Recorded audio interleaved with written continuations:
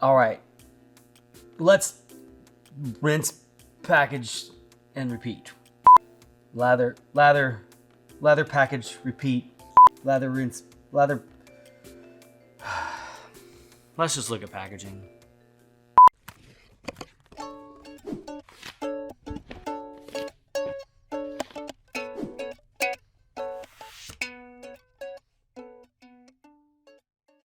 So we were walking through the store, minding our own business, when all of a sudden, bam, we stumbled across a new package.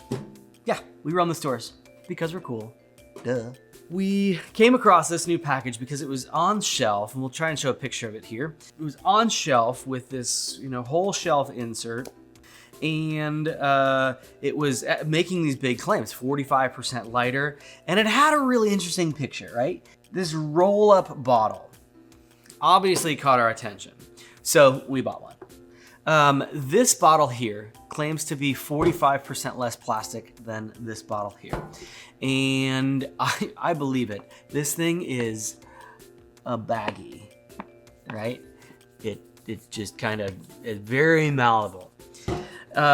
This is what they're calling their Ecobottle. And they talk about it like, squeezing it, reshaping it back to its shape.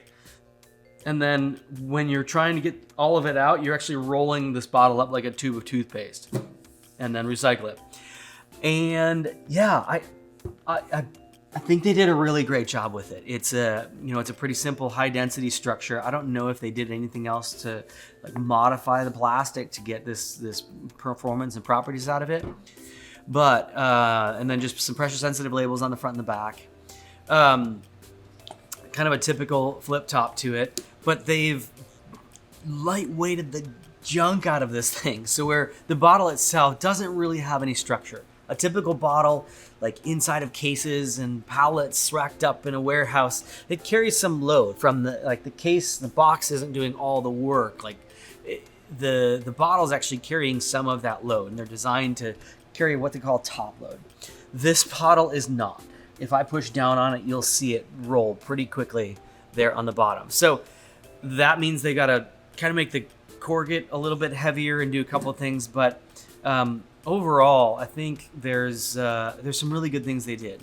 Why would they lightweight it? Well, a couple of things. One, obviously for sustainability purposes, to reduce the amount of material they're using. It doesn't matter what the material is, any kind of reduction in material is usually net positive.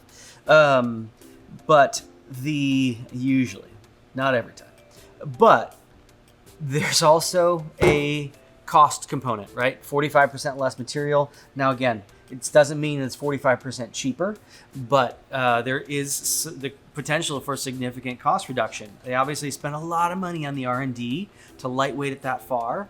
They're spending a little more money on a bottle that catches your attention, this kind of pearl-looking bottle.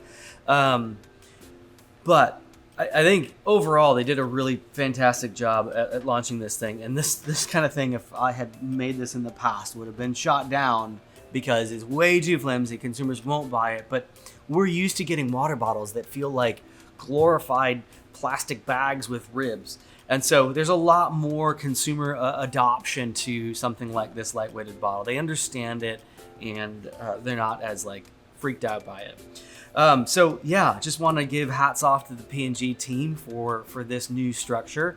I think they did a fantastic job. And with that, we're gonna go rinse off. Why do I say dumb things? Oh.